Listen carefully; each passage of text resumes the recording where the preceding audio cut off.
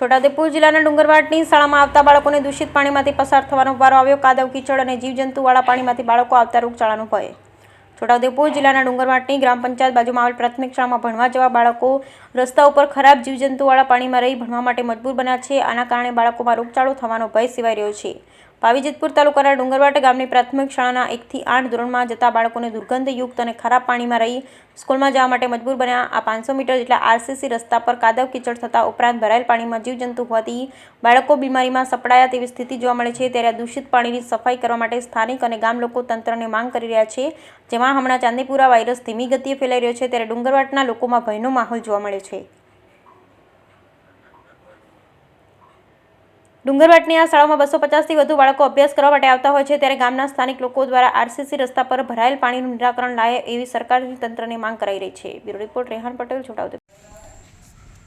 અમારા ડુંગરવાડ ગામે ડુંગરવાડ એક પ્રાથમિક શાળા જિલ્લા પંચાયત શિક્ષણ સમિતિ છોટાઉદેપુરની 1 થી 8 ધોરણની અમારી સ્કૂલ છે।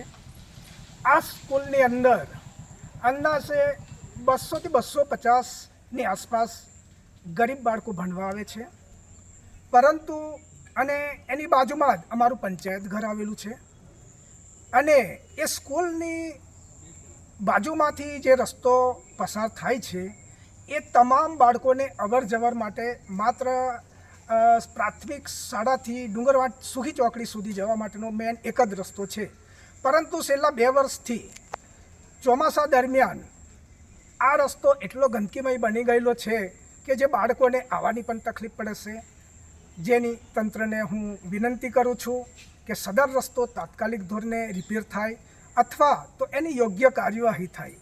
ગામડાની અંદર એવી પણ પરિસ્થિતિ હોય છે કે જે ગરીબ બાળકો છે એમની પાસે માત્ર એકાદ જ ડ્રેસ હોય અને એ ડ્રેસ જો બગડી જાય તો એ બાળક માનસિક રીતે અસ્વસ્થ થાય, ભણવામાં એનું મન ન લાગે તો આવી મુશ્કેલી ઊભી થાય।